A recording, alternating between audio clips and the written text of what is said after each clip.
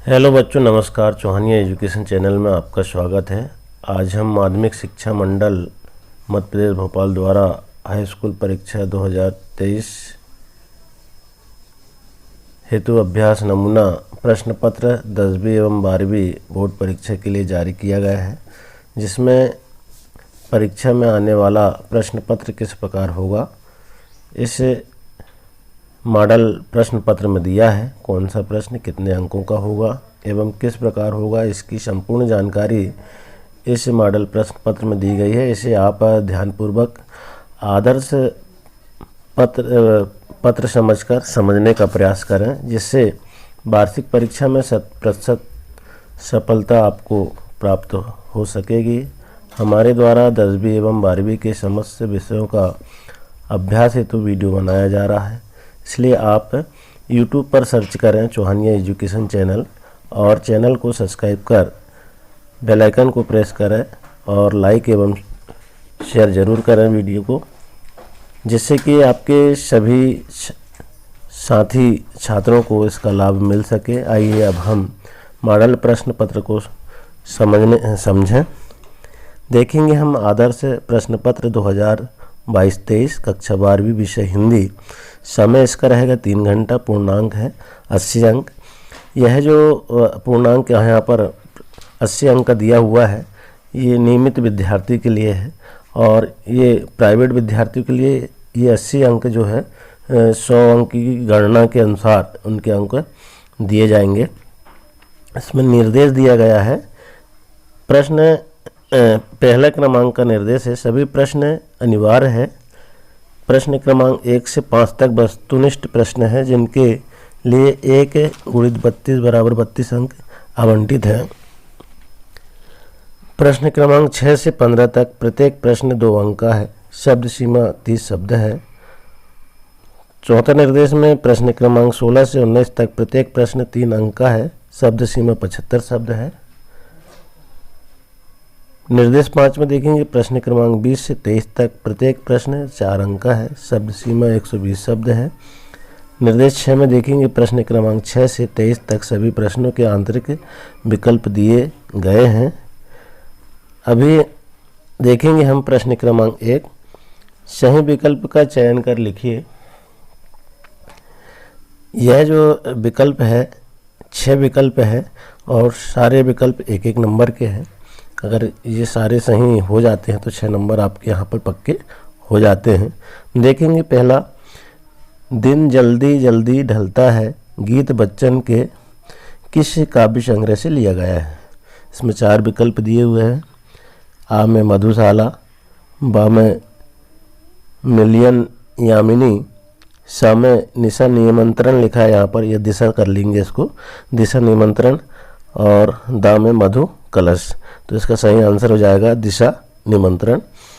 इस प्रकार से इसके उत्तर को लिख देंगे। इसके बाद देखेंगे सेकंड, किस रस को रसराज कहा गया है। तो इसमें 4 आंसर है, 1 सही है। आ में करुण, बा में श्रृंगार, सा में भक्ति और दा में वात्सल्य। तो इसका सही आंसर है श्रृंगार, बा वाला। इसके बाद देखेंगे तीसरा, जेठोक्त का अर्थ है।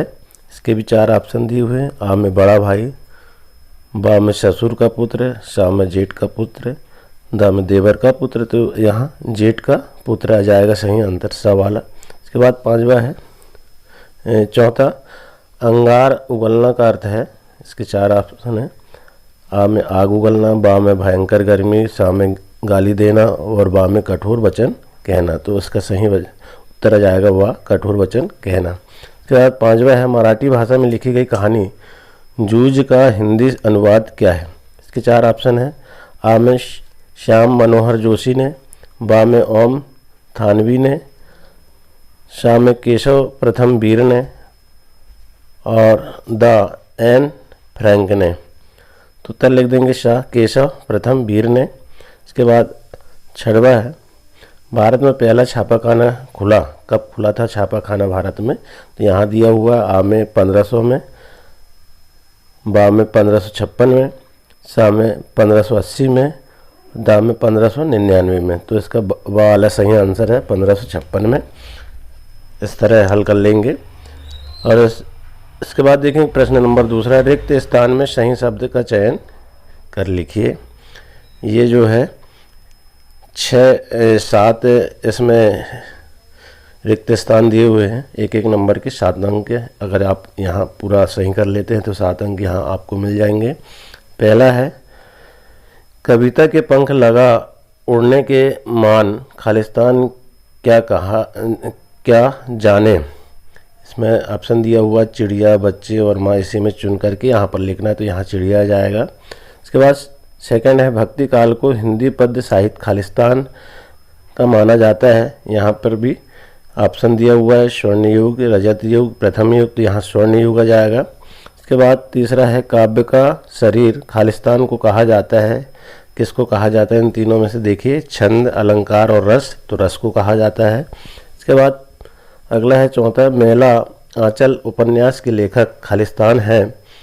यहाँ पर भी 3 कवियों के नाम लिखे, फणीश्वर नाथ रेणु, विष्णु खरे, प्रेमचंद, तो यहाँ फणीश्वर नाथ रेणु आ जाएगा सही। इसके बाद 5वां है, खालिस्तान वाक्य में किसी बात को साधारण रूप से कहा जाता है। तो यहाँ पर वाचक लिखा है संकेतवाचक, वाक्य विधिवाचक, वाक्य प्रश्नवाचक, तो यहाँ पर संकेतवाचक यहाँ पर खालिस्तान में आ जाएगा। इसके बाद देखेंगे अगला है, यशोधर बाबू मूल रूप से खालिस्तान के रहने वाले थे। यहाँ पर देखिए आप 3 ऑप्शन दिया हुआ है, गोरखपुर, कुमाऊं, दतिया। कुमाऊं के रहने वाले थे, कुमाऊं भर देंगे यहाँ पर। अगला है, संपादक के नाम पत्र स्तंभ खालिस्तान को प्रतिबिंबित करता है। तो यहाँ पर देखेंगे हम जनमत, तानाशाही, अवसरवाद, तो यहाँ जनमत लिख देंगे, सही आंसर। इसके बाद तीसरा प्रश्न है, सही जोड़ी बनाकर लिखिए। ये 6 हैं, 1 गुणित 6 यानी एक एक अंक के 6, अगर ये सही कर लेते हैं तो 6 अंक यहाँ पर मिल जाएंगे। स्तंभ आ और स्तंभ बा को मिलाना है हमको। नंबर 1 में देखिए बादल राग, अब ये बादल राग है, किससे मिलेगा? खा से, निराला से, यहाँ निराला कर देंगे। इसके बाद सेकंड है, वर्ण के बोलने में लगा समय, तो यहाँ क्या और कब। फिर पहलवान की ढोलक, यहाँ फणीश्वर नाथ रेणु। प्रश्न बोधक निपाद शब्द है मात्रा। अतीत में दबे पाँव, Om Thanvi. Play with the bird, तो ये आ जाएगा WHRD। इस प्रकार ये सही जोड़ी को मिला लेंगे। इसके बाद देखेंगे प्रश्न चौथा जो है, निम्नलिखित प्रश्नों के उत्तर एक वाक्य में लिखिए। एक वाक्य में उत्तर लिखना है इसका। तो देखेंगे हम, ये जो है 7 है, एक एक अंक के 7 है, तो 7 अगर ये सही लिख देते हैं 7 नंबर यहाँ पर मिल जाएंगे आपको। नंबर 1, विप्लव का वीर किसे कहा गया है? तो इसको लिख देंगे क्रांति के बादल को कहा गया है। सेकंड है, जहाँ उपमेय को उपमान से श्रेष्ठ बताया जाए वहाँ कौन सा अलंकार होता है? तो ये व्यतिरेक होता है, व्यतिरेक यहाँ पर लिख देंगे। इसके बाद तीसरा है, हिंदी गद्य का जनक किसे माना जाता है? किसे माना जाता है? तो भारतेंदु हरिश्चंद्र को माना जाता है, तो भारतेंदु हरिश्चंद्र यहाँ पर लिख देंगे। इसके बाद अगला है, भारत का संविधान निर्माता किसे कहा जाता है? तो डॉक्टर भीमराव अंबेडकर को कहा जाता है, तो इस प्रकार लिख देंगे। इसके बाद देखिए आप, पुनरुक्त शब्द का युग में 2 उदाहरण लिखिए। यहाँ पर 2 उदाहरण लिख देंगे आप अपनी पाठ्य पुस्तक से ढूंढ करके। इसके बाद देखिए आप, मोहनजोदड़ो नगर कितने हज़ार साल पुराना है?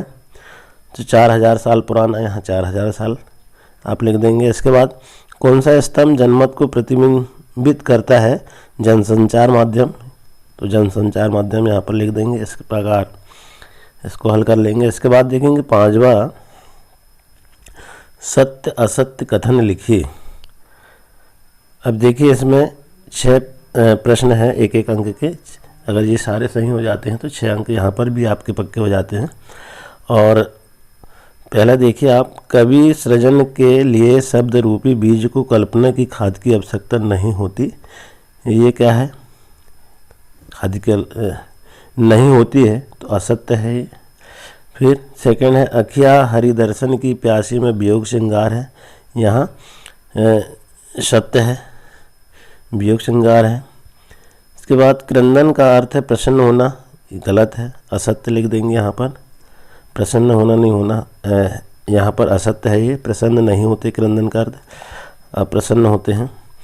यहाँ पर देखिए गुरुत्वाकर्षण तकनीकी शब्द है, सत्य है। 5वां है कविताओं के साथ खेलते हुए लेखक आनंद को 2 बड़ी शक्तियाँ प्राप्त हुई है, ये सत्य आ जाएगा। उल्टा पिरामिड थैली को 2 भागों में बांटा गया है, ये असत्य है। 3 भागों में बांटा गया है, इसलिए ये असत्य है। इसके बाद देखेंगे हम प्रश्न 6वां, प्रगतिवाद के 2 कवियों के नाम एवं प्रत्येक की एक एक रचना का नाम लिखिए। ये आपके पाठ्य पुस्तक से आपको हल करना है, ये 2 अंक का रहेगा। अगर ये नहीं बनता है तो इसके अथवा में है नई कविता की कोई 2 विशेषता या प्रवृत्तियाँ लिखिए, ये भी 2 अंक का है। ये अगर अथवा में जो दिए होते हैं कि अगर मान लो पहला नहीं बनता तो उसके अथवा में जो रहता है उसको करेंगे तो भी 2 अंक मिलेंगे, ऐसा है। प्रश्न 7 है स्नेह शुरुआत से क्या आशा है लिखिए, ये भी 2 अंक का है। इसके अथवा में अगर ये नहीं बनता है तो अथवा में उषा का जादू क्या है और क्यों टूट रहा है, ये लिख देंगे। तो ये सारे जो प्रश्न हैं आपको आपके पाठ्य पुस्तक से या फिर परीक्षा बोध जो आती है उससे ढूंढ करके आपको लिख लेना है। और प्रश्न 8वां देखेंगे प्रसाद गुण संपन्न कविताओं की 2 प्रमुख विशेषताएं लिखिए, ये 2 अंक का है। अथवा में भी दिया हुआ है कोई 2 खंड काव्य और उसके रचनाकारों के नाम लिखिए, ये आप ढूंढ करके आप लिख लेंगे या हल कर लेंगे, इसको समझ लेंगे। इसके बाद प्रश्न 9 है विरोधाभास अलंकार की परिभाषा लिखिए, ये भी 2 अंक का है। अथवा में दिया हुआ है लक्षणा शब्द शक्ति की परिभाषा उदाहरण सहित लिखिए। प्रश्न 10वां है निबंध को गद्य की कसौटी क्यों कहा जाता है, ये भी 2 अंक का है। ये अगर नहीं बनता है तो अथवा में दिया हुआ है शुक्ल युग के गद्य की 2 विशेषताएं लिखिए, ये भी 2 अंक का है। ये सारे प्रश्न जो है आपको आपके जो पाठ्य पुस्तक है उससे ढूंढ करके लिखना है और हो सके तो आप एक काफ़ी में ये सारे प्रश्नों को हल कर परीक्षा की तैयारी कर लेंगे। इसके बाद देखेंगे प्रश्न 11 है लगान न चुकाने पर जमींदार ने भक्तिन को क्या सजा दी, ये 2 अंक का है। अथवा अगर नहीं बनता है तो परिचय जिंग पावर से लेखक जिनेंद्र कुमार का क्या आशा है, इसका उत्तर लिख देंगे। इसके बाद है प्रश्न 12 लोकोक्ति और मुहावरे में 2 अंतर लिखिए, ये भी 2 अंक का। अगर ये नहीं बनता है तो तकनीकी शब्द किसे कहते हैं उदाहरण सहित समझाइए, ये इसका उत्तर लिख देंगे। और प्रश्न 13 है राष्ट्रभाषा की 2 प्रमुख विशेषता लिखिए, ये भी 2 अंक का है। अथवा अगर नहीं बनता तो राजभाषा किसे कहते हैं कि इन्हें 2 राज्य की राजभाषा लिखिए, ये भी 2 अंक का है। इसके बाद प्रश्न 14 है सिल्वर बैंडिंग का आयोजन क्यों हुआ था, ये 2 अंक का। अथवा ये नहीं बनता है तो यशोधर बाबू के चरित्र की 2 विशेषता लिखिए। ये सब पाठ्यपुस्तक या परीक्षा बोध से आप इनके उत्तर को ढूंढ करके और एक काफ़ी में हल कर लेंगे, जिससे आपकी वार्षिक परीक्षा तैयारी अच्छे से हो जाएगी।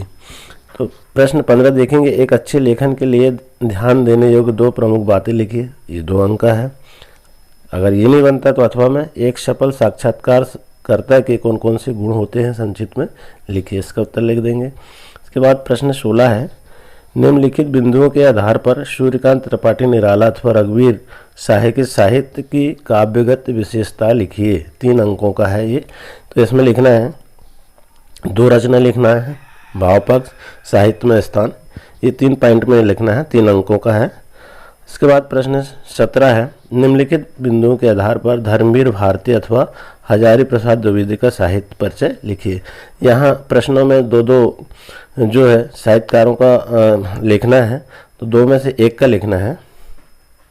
अथवा दिया है इसलिए 1 में 1 का अगर नहीं बन रहा तो दूसरे का लिख सकते हैं। तो यहाँ पर आप जैसे धर्मवीर भारती का अगर बन रहा है तो यहाँ इनका लिख देंगे, अगर नहीं बनता तो हजारी प्रसाद द्विवेदी साहित्य परिचय लिख देंगे। तो पॉइंट दिए हुए हैं 3-3 नंबर के हैं, 2 रचनाएं लिखना है, भाषा शैली लिखना है और साहित्य में स्थान लिखना है। इस प्रकार से इनके आंसर को दे देंगे। इसके बाद प्रश्न 18 है कंप्यूटर शिक्षकों की आवश्यकता हेतु एक विज्ञापन बनाकर लिखिए, 3 अंकों का एक विज्ञापन बनाना है आपको।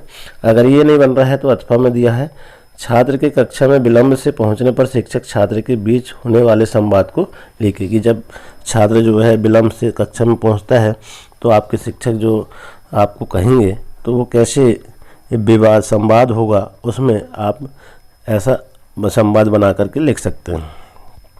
इसके बाद देखिए प्रश्न 19, निम्नलिखित अपठित गद्यांश काव्यांश को पढ़कर नीचे लिखे प्रश्न के उत्तर लिखिए। 3 अंकों का ये भी है।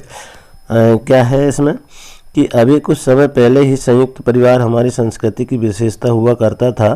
संयुक्त परिवार को परिभाषित करते हुए हम कह सकते हैं कि जिसमें एक ही घर में एक साथ कई पीढ़ियों के लोग रहते थे।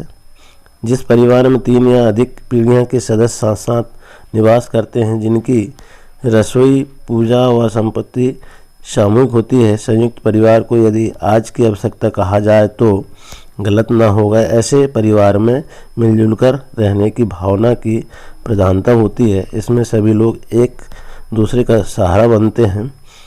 लेकिन आधुनिक समय में ऐसे परिवार का चलन कम हो गया है, जिससे कई समस्याएं पैदा हो रही है। इस पूरे संदर्भ में एक बात बहुत अच्छी है, युवा पीढ़ी का ध्यान इसके समाधान की ओर गया है। उसे लगता है कि संयुक्त परिवारों का टूटना अच्छे संस्कारों पर ग्रहण लगने के समान है। अतः इस परंपरा को पुनर्जीवित करना जरूरी है ताकि समस्याओं का समाधान हो सके, उन्हें अकेलेपन से मुक्ति मिल सके तथा बच्चों को स्वास्थ्य और आनंदमय वातावरण मिल सके। अब इसमें पूछा गया है, ये जो है गद्यांश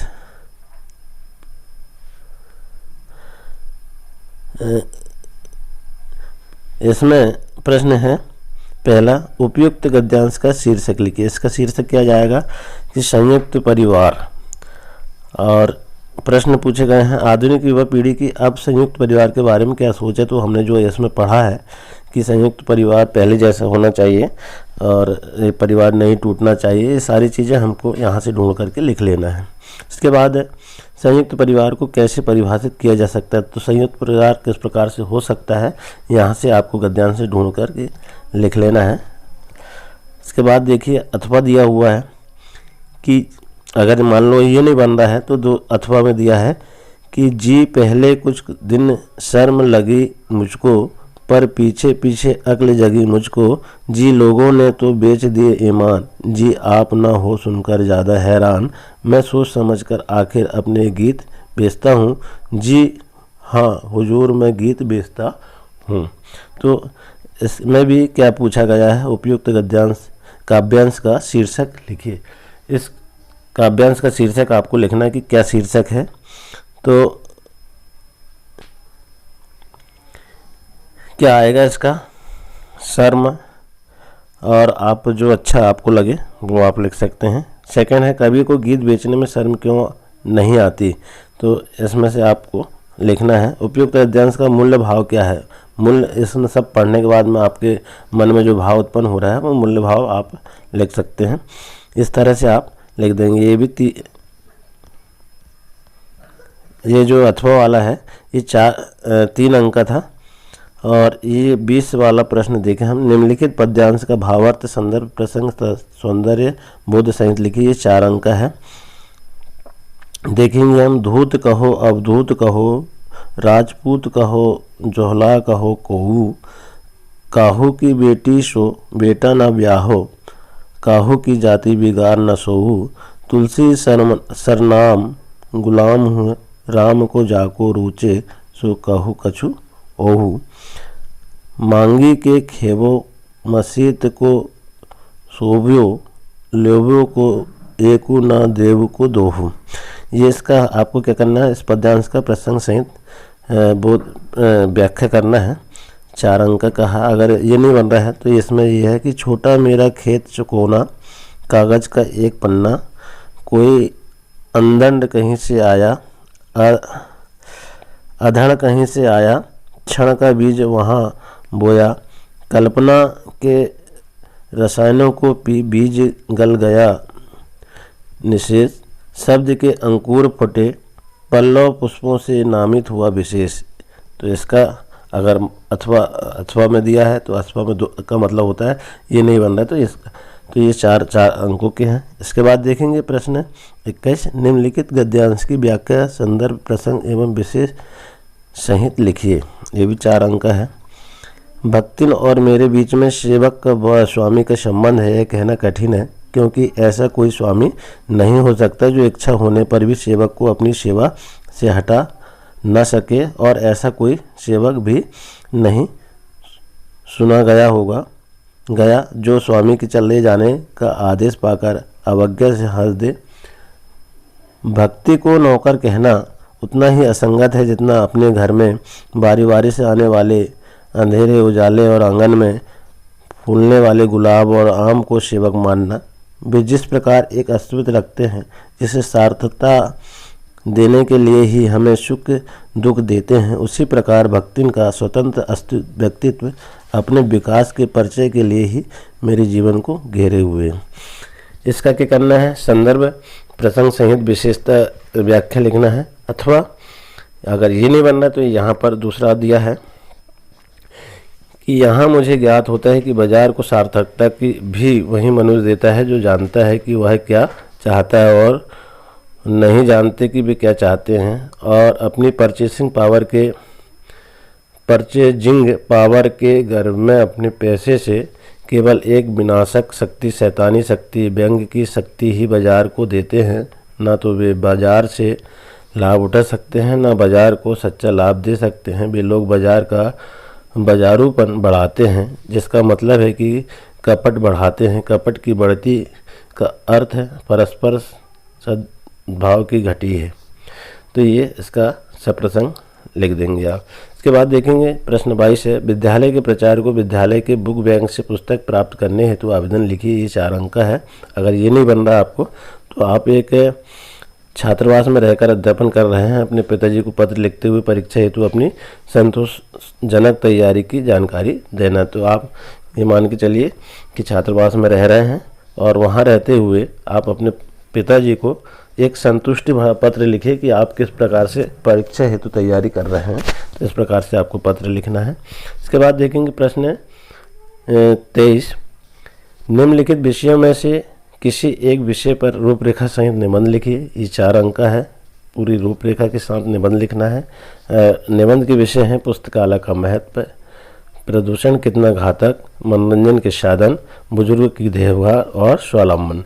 इन सारे जो विषय दिए हुए इनमें किसी एक पर आपको रूपरेखा सहित आपको निबंध लिखना है, जिसमें 4 अंक आपको मिलेंगे। तो इस तरह आपका जो वार्षिक परीक्षा हेतु मॉडल प्रश्न पत्र है, जिसे हमारे चैनल द्वारा वीडियो बना करके आपको समझाया गया। आशा है बच्चों आपको वीडियो समझ में आया होगा और आपकी 100% सफलता के लिए हमारी ओर से धन्यवाद।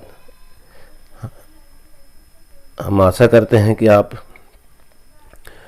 100% सफलता प्राप्त कर सकें और इसी तरह सभी विषय के जो है आदर्श प्रश्न पत्र हमारे चैनल के द्वारा बनाए जा रहे हैं। आप इन्हें देखें। धन्यवाद।